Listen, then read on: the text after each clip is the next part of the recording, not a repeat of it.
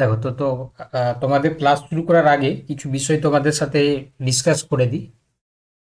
জানি তোমরা অনেকেই রেডি আছো আজকে তোমাদের ডেমনস্ট্রেশন বা ভাইবা দেওয়ার জন্য। তো তার আগে যে বিষয়টা নিয়ে আমরা আলোচনা করব যে বহু প্রতীক্ষিত, তোমরা জানো যে কাউন্সিলিংয়ের ডেট কবে আসবে এটা নিয়ে অনেকেই চিন্তা প্রকাশ করেছিল। কারণ এর সাথে যুক্ত রয়েছে 9-10-এর ভেরিফিকেশন, তাই না? ভাইস ভার্সা বলতে পারো। তার কারণ হচ্ছে কি, যে যতক্ষণ না পর্যন্ত 11-12-এর কাউন্সিলিং না হচ্ছে ততক্ষণ পর্যন্ত 9-10-এর প্রসেসটা শুরু হচ্ছে না, তাই তো? তো আজকেই সকালবেলায় আমি একজন স্টুডেন্টের সাথে কথা বলছিলাম যে এই মাসের তোমার শেষের দিকেই শুরু হয়ে যাবে। তো তোমরা জানো যে তোমাদের সামনে এখানে আহ, এখানে হচ্ছে কি আমরা বিশেষত দেখতে পাচ্ছি যে কাউন্সিলিংয়ের ডেটটা চলে এসেছে। তো এখানে ডেট বলতে সবার আসেনি, তোমরা জানো যে এখানে স্পেসিফিক কিছু সাবজেক্টের এসেছে, যেমন anthropology, home science, music, Santali এবং অ্যাগ্রোনমি, অ্যাকাউন্টেন্সি এবং ফিজিক্যাল এডুকেশন, এই সাবজেক্টগুলো মেনলি এসছে। তো বাকি সাবজেক্টগুলোও চলে আসবে। তার কারণ শুরু হচ্ছে দেখতে পাচ্ছ যে 20 তারিখ থেকে 25 তারিখ। তো তোমরা জানো যে যতটা খবর পাওয়া যাচ্ছে যে যত মানে ভ্যাকেন্সি লিস্ট যেমন আসে তেমন করেই সাবজেক্টের জন্য কাউন্সিলিং দিচ্ছে আর কি, ঠিক আছে? তো আমরা বিভিন্নভাবে একটা অনুমান করছিলাম যে এই কেসের কারণে হয়তো আটকে যাবে বা দেরি হবে, কিন্তু দেখো প্রসেসটা কিন্তু অনগোয়িং, কন্টিনিউ চলছে, তাই না? এবং তোমরা সবাই নিশ্চয়ই জানো যে আগস্ট মাসের একটা ডেডলাইন দেওয়া রয়েছে। তো এটাও অনেকে মনে করছে যে পিছবে না, কিন্তু আমার ক্ষেত্রে মনে হচ্ছে যে না, একবার যেহেতু ডিসেম্বরটাকে পিছিয়ে আগস্ট করা হয়েছে, আর মনে হয় পিছবে না, ঠিক আছে? আর মনে হয় পিছবে না, এই আগস্ট মাসেই টার্গেট নিয়ে করিয়ে দেবে, ঠিক আছে?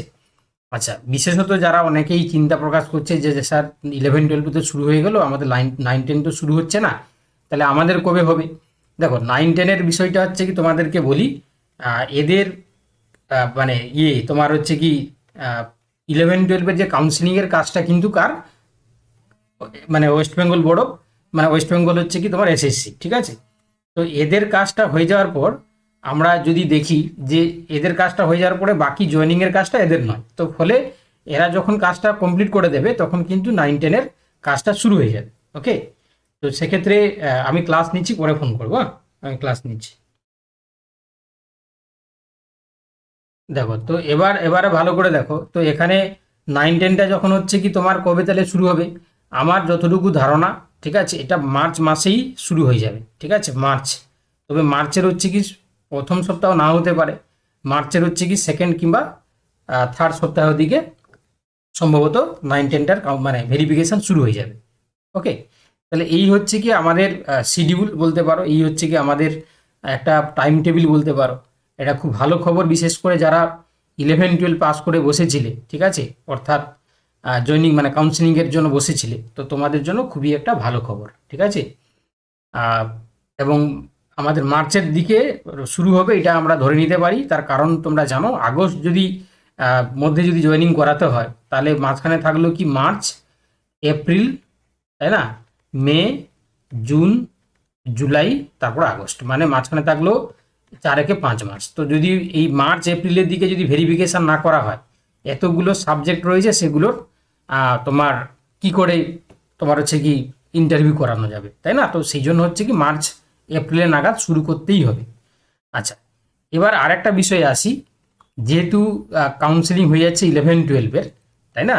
এবং আজকে তোমাদের গ্রুপে আমি দিয়েছিলাম যে 11-12-এর স্যালারি স্কেল আর 9-10-এর স্যালারি স্কেল অনেকটাই পার্থক্য, তাই না? প্রায় দেখিয়েছিলাম মনে হয় 57, আর এখানে 9-10 হচ্ছে কি তোমার 45, তাই তো? আমি ঠিক বলছি তো? এটাই মনে হয় তোমাদেরকে পাঠিয়েছিলাম। তো সেক্ষেত্রে কোনো স্টুডেন্ট বা কোনো ক্যান্ডিডেট সে কি 11-12কে ছেড়ে সে কি 9-10-এ আসতে পারবে? ফার্দার আসবে না, কারণ অনেকটাই ডিফারেন্স, একটু দূরে হলেও সে চলে যাবে, তাই না? আচ্ছা, তার পাশাপাশি তোমরা জানো যে যে লিস্টটা 9-10-এর এসছে সেখানে যার যে পজিশন আছে, তাই না, আফটার দেখবে ভেরিফিকেশান সেই লিস্টের কিন্তু তার নামটা অনেকটা এগিয়ে চলে যাবে, ঠিক আছে? প্রথম কথা, কারণ তোমরা জানো যে যেভাবে 11-12-এর লিস্ট থেকে বেরিয়েছিল, ঠিক একইভাবে 9-10-এর লিস্ট থেকেও অনেকটাই ক্যান্ডিডেট সেখানে বেরোবে। ওকে, সেখান থেকে বেরোবে।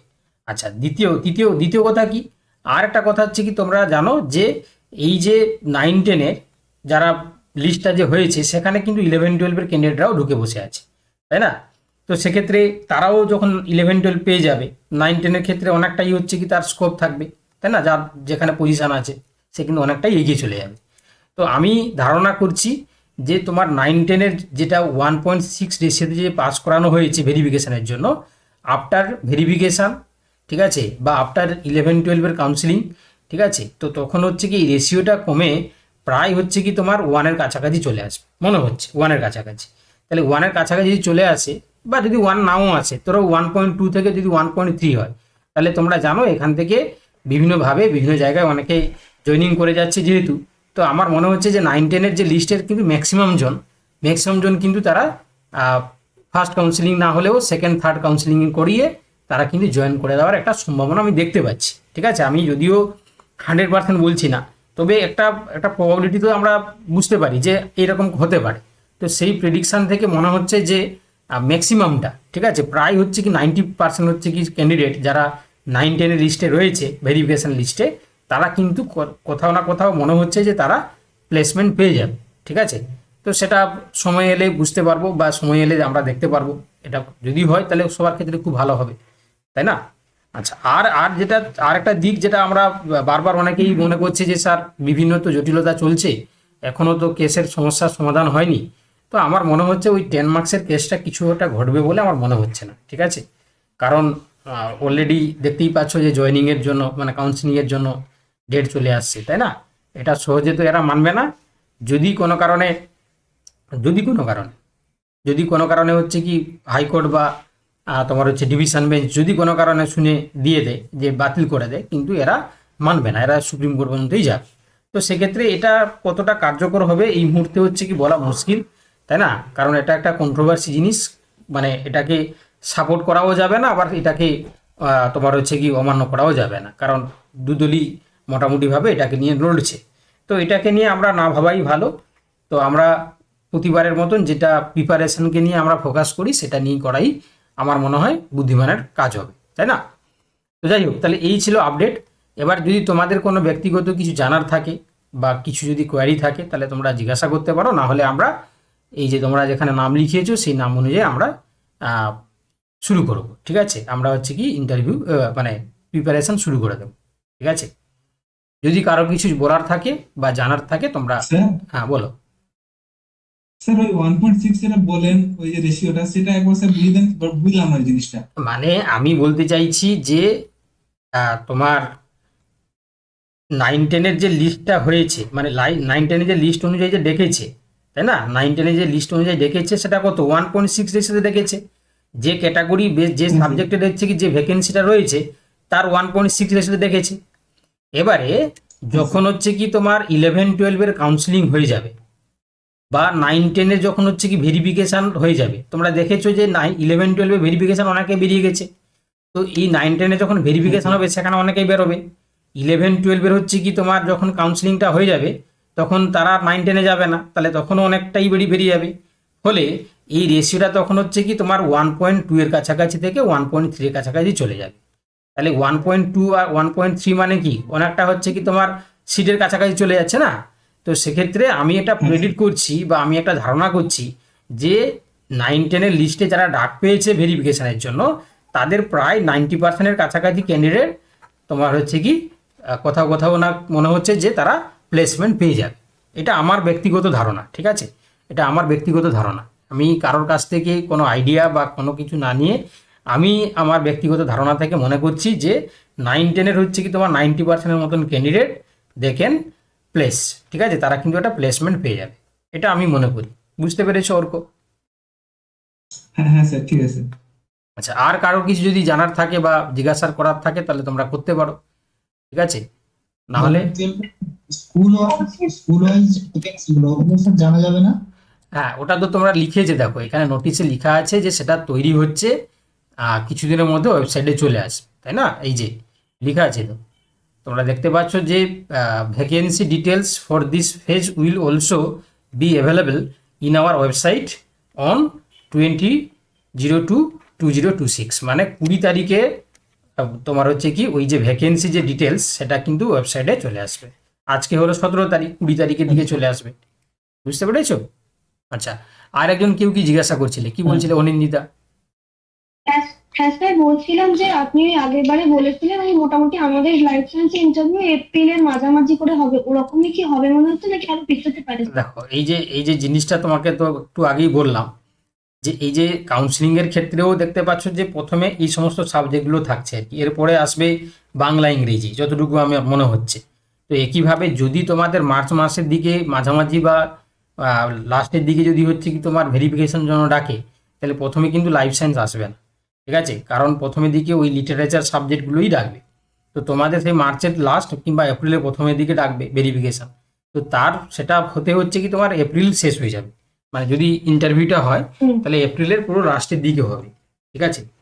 এপ্রিলের লাস্ট কিংবা হচ্ছে তোমার মার্চ মাসের দিকে চলে যাবে, ঠিক আছে? কারণ মানে ঠিক আছে।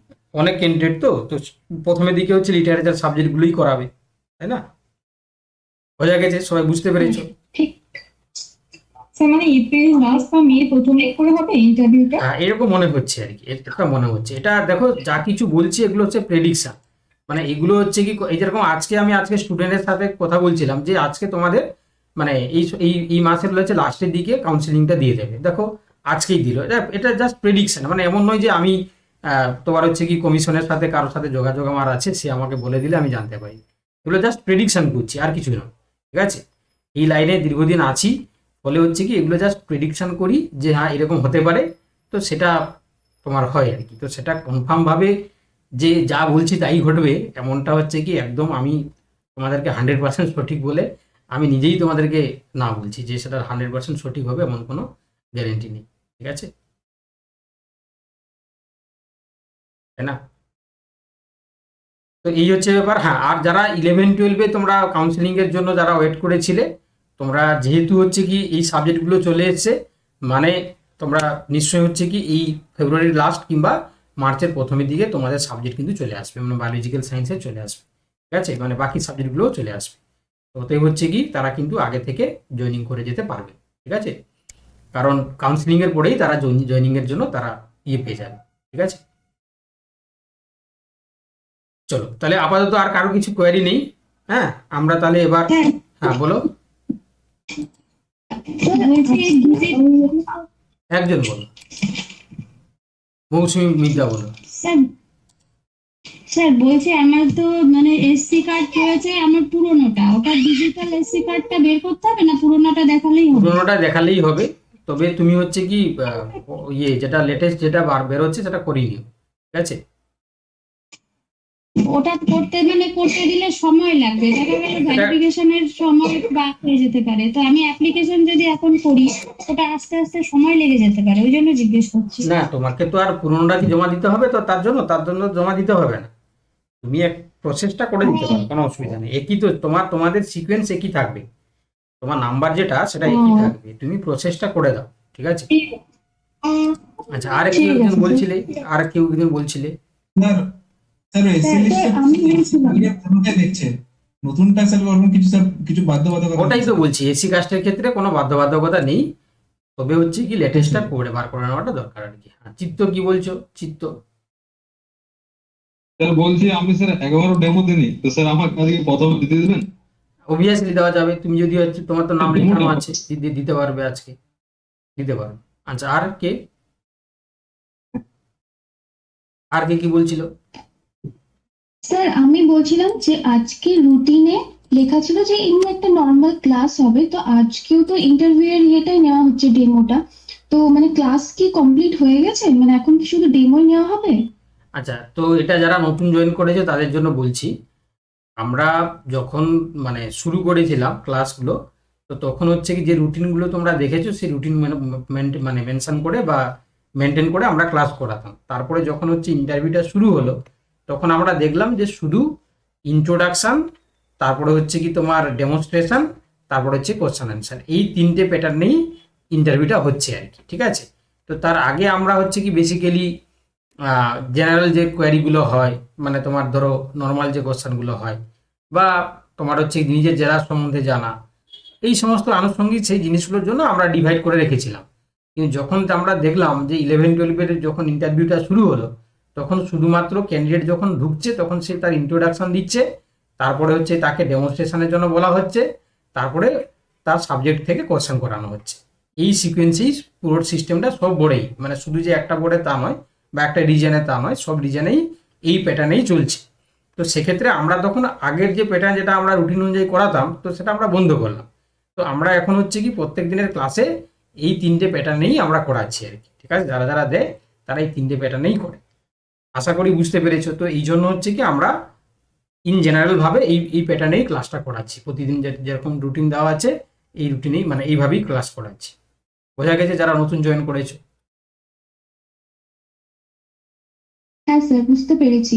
স্যার আমি এই প্যাটার্নেই মানে নিজেকে প্রিপেয়ার করছি, কিন্তু আপনি মানে একটু বলে টলে দিলে ভালো হতো। আমি যেহেতু প্রথমে একদমই ছিলাম না, পরে জয়েন করেছি। এবারে তো দেখো, প্রত্যেক তুমি যে জয়েন করেছো তুমি দেখবে টেলিগ্রাম গ্রুপে অলরেডি যা যা কোশ্চেন অ্যান্সার হয় সমস্ত জিনিস কিন্তু দেওয়া আছে। ঠিক আছে, তো তোমার যদি লাইফ সায়েন্স সাবজেক্ট হয় তুমি লাইফ সায়েন্সের থেকে যে মেটেরিয়ালগুলো দেওয়া হয়েছে সেগুলো প্রিন্ট আউট করে সেগুলো পড়াশোনা করো।